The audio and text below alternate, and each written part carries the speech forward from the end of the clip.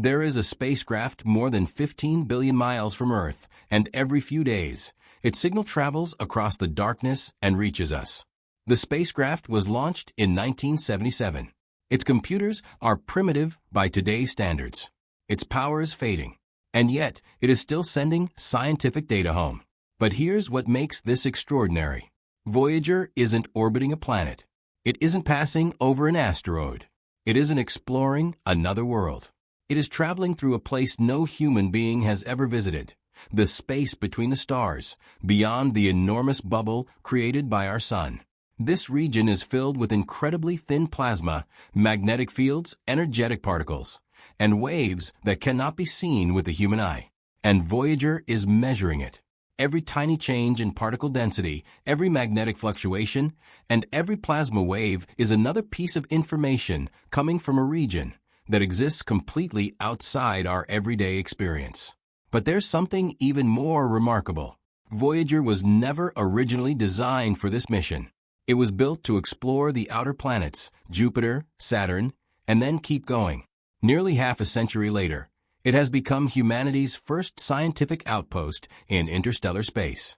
So, what is Voyager actually detecting out there? What does the space between the stars look like? And how can a spacecraft built in the 1970s still communicate with Earth from such an unimaginable distance? Because Voyager isn't simply sending data from far away.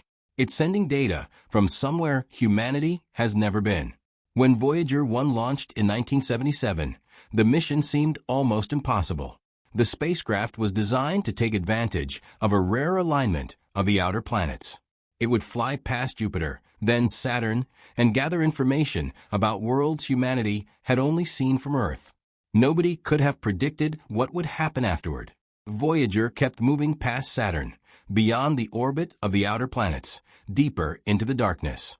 Year after year, decade after decade, the spacecraft continued transmitting, and eventually it reached the outer boundary of the sun's influence, the heliosphere. The sun constantly releases a stream of charged particles called the solar wind.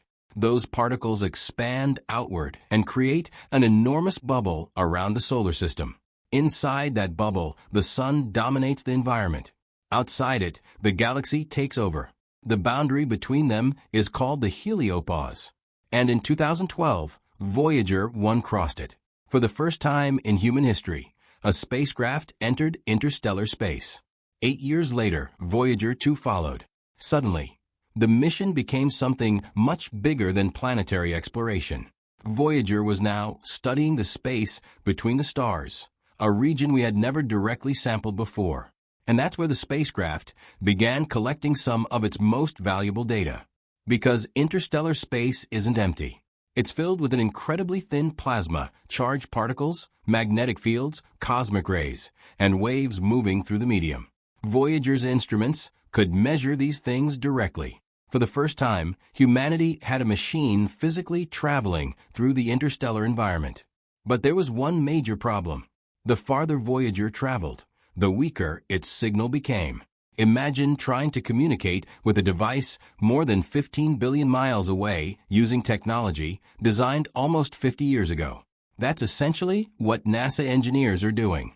Voyager's transmitter is incredibly weak compared with modern communication systems, and yet its signal reaches Earth. The spacecraft sends its information through a narrow radio beam. That signal travels across billions of miles of empty space and eventually reaches antennas on Earth. The Deep Space Network receives it. The signal is incredibly faint, but hidden inside it are measurements from Voyager's instruments. It's almost impossible to appreciate how small that signal is. Imagine standing on Earth and trying to detect a whisper coming from across an ocean. Now make the ocean billions of miles wide. That's the challenge. And yet, the data arrives. Engineers decode it, scientists analyze it, and the information tells us what is happening around Voyager. One of the most fascinating instruments is the plasma wave subsystem. It detects oscillations in the surrounding plasma. Again, these aren't sound waves. Space is almost completely empty. There is no atmosphere for ordinary sound to travel through. Instead, Voyager is detecting electrical oscillations in the plasma. Those oscillations can reveal the density of the environment around the spacecraft, and that gives scientists something incredibly valuable, a measurement of space itself. Voyager has also measured magnetic fields and energetic particles. Together, these instruments help create a picture of the interstellar environment, a picture we could never obtain from Earth alone. Because telescopes can see distant stars. They can observe galaxies. They can detect radiation. But Voyager is doing something fundamentally different. It's physically there. It's sampling the environment from inside it. And that makes every measurement unique. But as Voyager continues traveling, the environment around it is revealing something unexpected. The space between the stars isn't uniform. It changes. When we picture interstellar space, we imagine nothing, just darkness stretching endlessly between stars. But Voyager has shown us that this picture is incomplete. The space between stars contains plasma. It contains magnetic fields. It contains energetic particles. And those particles aren't perfectly still. Waves travel through the plasma. Densities change. Disturbances move. And Voyager can detect them. In fact, researchers have used Voyager's plasma wave measurements to track changes in the density of the interstellar medium around the spacecraft.